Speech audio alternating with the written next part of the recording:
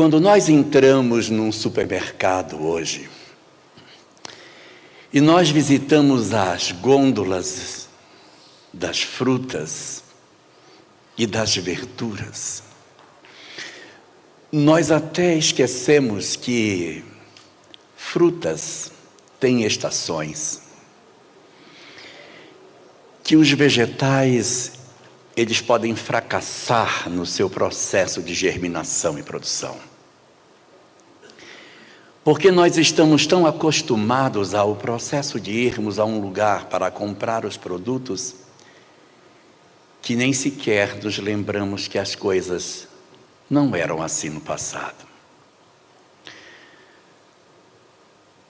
Na Israel distante dos tempos de Jesus, as coisas eram bem mais difíceis. Uma chuva que faltasse, um momento diferente de clima, poderia representar a morte das pessoas. Poderia determinar o desaparecimento de uma comunidade, se o trigo não germinasse, se as frutas não amadurecessem no tempo devido. A escassez era uma característica muito marcante na comunidade daquela época, razão pela qual a Palestina era formada apenas de vilarejos pequenos, vilas muito simples. Não havia grandes cidades na região, porque a possibilidade produtiva que ali existia era profundamente incipiente. Muito pouco se conseguiria produzir para uma quantidade maior de pessoas. E é exatamente nesse ambiente marcado por tantas dificuldades que todas as coisas eram profundamente valorizadas. As oferendas no templo, sacrificar uma ovelha, entregar as primícias das colheitas no templo, era uma celebração da possibilidade de que naquele ano teríamos o suficiente para comer. A gratidão, portanto, das criaturas pela possibilidade de se alimentarem era muito diferente das que nós temos nos dias de hoje.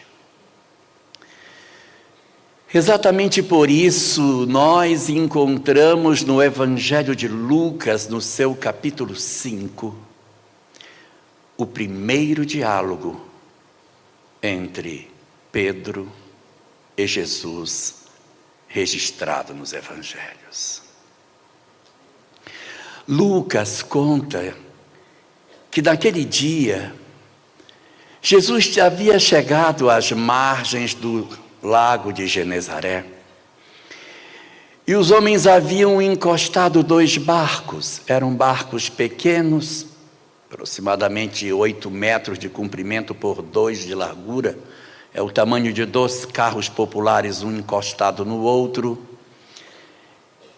e esses pescadores estavam à margem lavando suas redes, porque haviam passado durante toda a noite e não haviam conseguido colher absolutamente nada.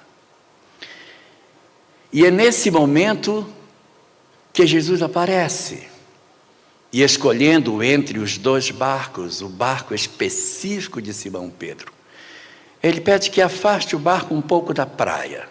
Jesus sobe no barco, prega para as pessoas, e após haver pregado, vira-se para Pedro e diz: volte com o barco para o mar alto. E Pedro diz: mas Senhor, nós passamos a noite inteira e não pegamos nada. As nossas redes estão vazias. Mas se tu determinas que voltemos, nós voltaremos. Eles então levaram o barco e o outro ficou na margem. E o barco de Pedro avança para dentro do lago e Jesus diz para Pedro: lançai a rede para o lado direito. Pedro, um pouco contrafeito, joga a rede.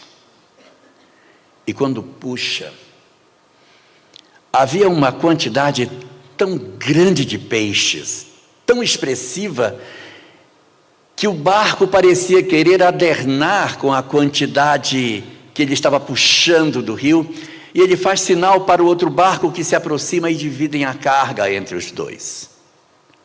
Fartura, alimento, garantia de sobrevivência numa sociedade com tantas dificuldades. Num lugar onde não era comum se ter tanta abastança, ter a possibilidade de ter uma pesca com uma quantidade tão expressiva de colheita, fez com que Pedro ficasse profundamente emocionado. Quando o barco chega na margem, Pedro então se vira para Jesus, profundamente tocado por ele haver oferecido para ele a questão da fartura. E então vira-se para o mestre e diz: Senhor, afastai-vos de mim, porque eu sou um pecador. Na ideia de Pedro, ele não era merecedor de algo de bom que alguém pudesse fazer, porque ele de repente era um homem cheio de falhas, e por esse motivo não era justo que alguém como Jesus, que oferecia a questão da abastança, da riqueza, em termos de produtos colocados na mesa, e a possibilidade de saciar a fome daqueles que iriam se beneficiar da pesca que acabara de acontecer. Esse incidente ficaria registrado nos evangelhos com o nome de a pesca milagrosa. Allan Kardec, no capítulo 15 do livro A Gênese, analisaria a questão do Cristo de verificar a movimentação dos cardumes, justificando a razão pela qual o Cristo apontou um dos lados do barco como sendo aquele por onde o cardume naquele momento estaria passando, e que seria conveniente que as redes fossem lançadas, sem que isso demonstrasse que fosse algo absolutamente fora da lei da natureza, mas a simples capacidade do Messias de perceber a movimentação dos animais para facilitar o processo da pesca. Aquele que pedira para ser esquecido, para ser afastado, seria integrado no colégio dos seguidores diretos de Jesus e se transformaria no mais conhecido seguidor do Mestre.